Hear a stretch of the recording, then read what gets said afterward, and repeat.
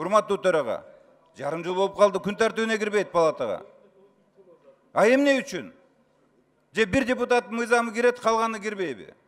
Мына ушундай кош стандарттуулук көптөн бери биздин алтын чакылышта келатат. Мына ошону эгер кааласаңыздар азыр комиссия түзөйүк. Мен өзүм эле бир 20-30 фактыны билем, регламент бузулганына. Мына бүгүн ошо уже көтөрүлүп атат, чатакка айланып атат. Биздин парламенттин сапаты ошодон кетип атат. Двойной стандарт кругом. Ошондуктан азыр мен урматтуу төрага сунуш киргизем. Ушул регламенттин бузулганы жөнүндө, бузгандар жөнүндө чара комиссия түзүүнү менен сунуш кылат. Азыр урматтуу депутаттар келгиле.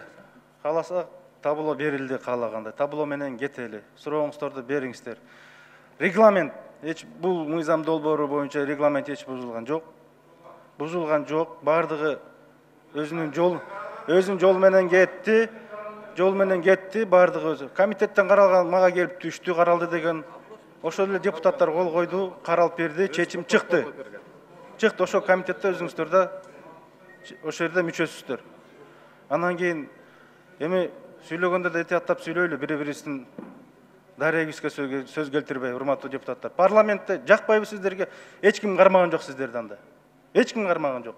Антип эмне кекетип сүйлөйсүздөр? 4-чү микрофон 1, анан 2. Урматтуу төрага, мен мына нерсени айткым келип атат. Азыр интернетте окуп чыктым, сиз депутат Кенжебек Бокоевго жакпаса кетип кал деген реплика таштадыңызбы? Мен эч кимдин атын атаган жокмун, Ишкак Абсаматович. Бирок Кенжебек Бокоев сын пикир айтканда ушундай айттыңызбы? Мен депутаттар кимге жакпаса бул парламент. Кандай болсо? Эч ким кармабайт дедим. Кандай болсо да мен айтат элем, бир аз бири-бирибизди аябай урушабыз, талашабыз, бирок андай сөзгө барбашыбыз керек. Кимди айтпасаңыз деле.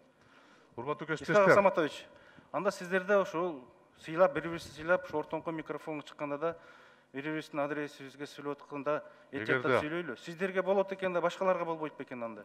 Эмне же микрофон сиздер үчүн эле ушу турду ушул жерде. Сиздер этияттаңыздар анда. Мага карата сөздөр айтылды ошондой. Ана мен жооп бериш керек болду, Ишкак Абсаматович. Жок, кеп ошондой болуп атат. Сиздики туура эмес деп койсоңуз деле болот эле да. Кетип кал деген туура эмес деп. Ошол эле. Сиз жөнөкөй депутат эмессиз, төрагасыз. Бир аз жоопкерчилик чоңураак да, чыдашыңыз керек да. Бул пикиримди айттым, болду. Кетип кал деп эч кимге айткан жокмун, Ишкак Абсаматович. Пикиримди айттым. Экинчи